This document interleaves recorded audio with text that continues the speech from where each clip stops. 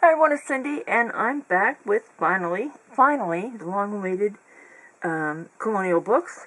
They're a little bit different for me. I put soft covers on them, a lot of sewing, a lot of fiddling, and they look very much the same, but they've got some different characteristics. So we'll start with this one. I was only going to make one, and then I realized that I had a lot of paper. And this guy was going to be super fat if I used it all, and what was I going to do with it if I didn't? So I decided to make a second book. These pieces all come from a textbook that I bought last summer. Actually, I didn't buy it. The lady gave it to me because my husband spent so much money at a yard sale. And so I just cut them out and backed them on black cardstock and put various bits of trim around the edges just to sort of finish it off. This fabric is some that I had ordered from Bundle B Fabrics last summer. It's actually a collection of colonial-themed fabrics, and I fell in love with them. And I put some seam binding around the edge, and then it was kind of stark, so I put lace over that, put metal corners on. This is the back, a little fuzz ball. It's just such pretty fabric. So anyway, my paper collection comes from Studio 28E on Etsy, and I'll link her below. My son printed them for me. I don't have a color printer. I have a laser printer that only prints black and white, or black, I should say. So Jason printed them for me, and then I trimmed them down, and the pages were stark white, but they're still inkjet, and so I stitched copied or tea-dyed paper to the backs of each of the papers from the collection. So you'll see that throughout. Put some lace on some of these pages.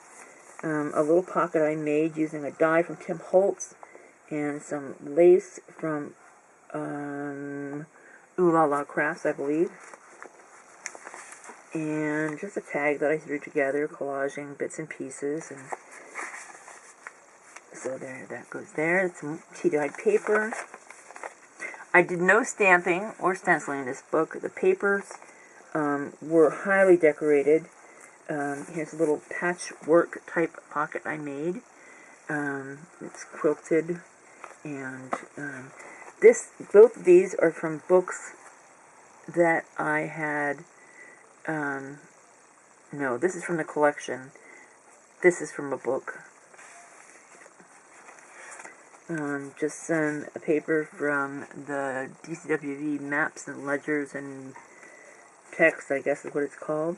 And I tea-dyed that. Here's another one of the pages. I think the pictures she chose are so pretty.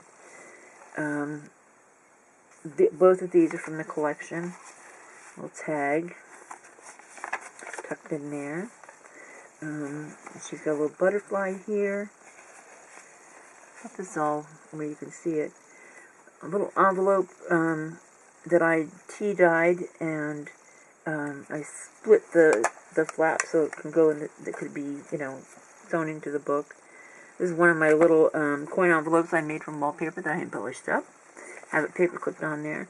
This is from one of those textbooks that I had. I just put some lace and black cardstock on it, and put tea-dyed paper on the back, so there's lots of space for journaling there.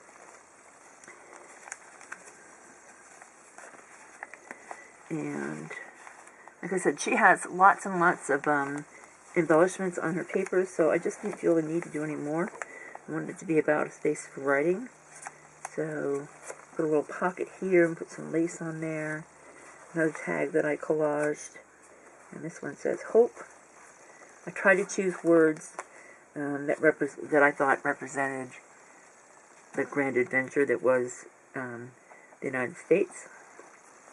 This is one of those Tim Holtz slotted pockets, and just little bits and pieces. Some of this stuff was in the collection. Some stuff I cut out from books. A little bit of the fabric from that I told you about, the collection that I had from Bundle B Fabrics. A page from the Maps and Ledgers paper. More lace on that edge. This is from the collection. This is from the collection. This is something, obviously, that I made, but I collaged a piece of paper, or one of the bits from the collection onto that.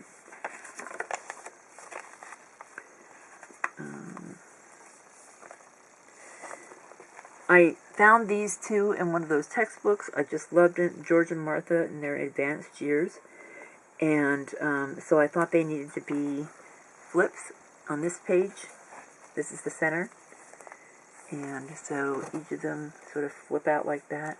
And this is the little social gathering. And George and Martha presiding over that. I just thought it was kind of appropriate. And so we go on, and this is some of that reproduction colonial revolutionary era money that I've got on eBay. And so yeah, there's another piece of it, and a little tag from the collection. A pocket that I made from fabric, and then put some eyelet on top of that. Some of the crocheted lace on top of that. Fabric flip with some more of those fabrics from the collection. Here's one of the, this is a, it's almost like a border strip that you get in scrapbooking paper on that page. And then this is a similar fabric, but with a blue background. And I just love those fabrics. More of that lace from Ooh La La. And another one of those pockets, and another of my collaged tags. Let me see, she's got kind of her own stamping thing going on. Just sort of zhuzh this up. All of these pockets and envelopes and things like that have little bits of tea-dye paper in them for more journaling. Another pocket with a couple of bits and pieces, one from a book, one from the collection. She provides journaling spots on some of her papers. Here's another little envelope that came from the collection, and I have some coffee-dyed paper in there. I keep saying coffee-dyed, it's tea-dyed. I don't know how much difference it makes, but both of these are from the collection, with this, along with this little tuck.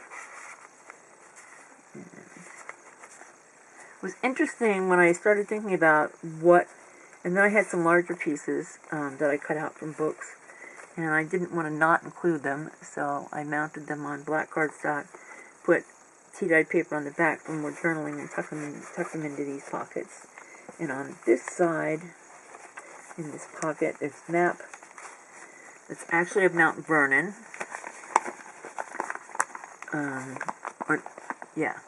But it just says a plantation. It's the layout of Mount Vernon in George Washington's time, including, because plantations were self-sufficient, and so they had everything from a blacksmith to a shoemaker, candle makers, and all the various, of course, the slave quarters, and spinning and weaving house. Just amazing how elaborate and self-contained they were. So I stitched this as well to some tea-stained paper and tucked that in there for another extra spot for journaling. Thought that was pretty cool. So there's the first one, and I think I'll call this one News, N-E-W-E-S, because it has that on the cover. The second one is going to be called New Life, for obvious reasons. And all of these little bits and bobs were from one of the textbooks that I got. And again, various trims and black cardstock, and a strip of that fabric that goes back and forth. And then I put some on the back as well. There's a story behind that, and we'll see if I have time. Basically, the books are very similar. In this pocket, I have a map that actually came in some stuff that Sabrina sent me. It's colonial development from 1690 through 1774 on this side, and colonial, or exploration and colonization from 1580 to 1750 on this side. I thought it was perfect to include in one of these books, so that's what's in there. And another one of those large pictures that I just wanted to include, with tea-dyed paper on the back. The pages are, the only difference really is On this book, the pages were straight stitched around to the coffee tea dyed paper. This one I used a zigzag stitch. No particular reason, just having fun. Some lace. A little cutout that I did from some papers that didn't turn out right, but I wanted to salvage things from them. So yeah, some of that money. Another one of my pockets. And another one of the tags from the Tim Holtz die. This is the negative. The other was positive, and I wanted to use both parts. Because I used Stick It, and it was expensive, and so I wanted to use it all. Another one of my little tags. And a pocket on a short page. And this is a pocket I made from a picture in one of those textbooks. Another one of my collage tags. Some writing space, and another pretty picture up here. Portrait of George Washington as a young man, with another flip with some paper on the tea-dyed paper on the back. Little bits of money from the collection that I turned into a tuck with a picture from that era. Also from the collection. A little envelope, and again, this has got tea-dyed paper in it. Papers are really very pretty. Another one of my little envelopes. Paperclip to an envelope with some eyelet and a little bit of money there. There's Thomas Jefferson, a little tuck, a little tea-stained index card. And here's the center, and I will explain this right now. I had a terrible time putting this book together. I ended up having to stitch each page in individually. I just could not keep the pages together because they're not all the same size. And they were wiggling all over the place on me. I got it all together and realized I had the cover on upside down. So that the front cover was back here and upside down. The back cover was here. It was blank. And I was fit to be tied because it was all done. It was tied together. I just could not see myself turn that part apart. So I just ripped this puppy off the back and gave it some new life by tucking edges under and putting trim on it and glued it on here. And then I was left back here with little bits of glue and stuff, so I put this panel on here and trimmed it with some Stampin' Up! Ribbon, and there you have it. But when I got it all together, I was making sure I had all my pockets filled with tea-stained paper or tags or whatever. I realized that the center page was upside down, which is what led me to make this thing and put the book in upside down in the first place. Again, what was I going to do? So I just cut some more tea-stained paper and glued it in there and made it journaling spots. And the page wasn't one of my favorites. It was very faint and hard to read, or hard to see.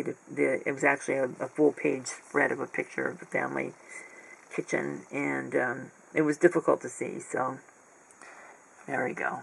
That's my story. And here we go. Playing around on this pocket. This one I had to include. The woman outwitted by her husband. It's so funny. I'll have to read that. Little fabric flip over here. And this is Martha Custis as a young woman. No, it's not. It's not Martha Custis. It's her daughter. She was Martha. So it is Martha Custis, but it's not Martha Custis Washington. Yeah. And just a fabric pocket with some lace and another little bit of money.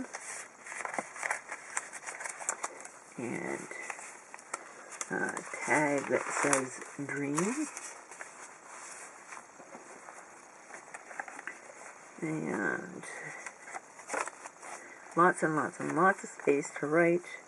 This bit was from the collection. Pardon me, I just whacked the thing and moved it. From the collection as well. And another tag. And these little pocket corners were included in the collection.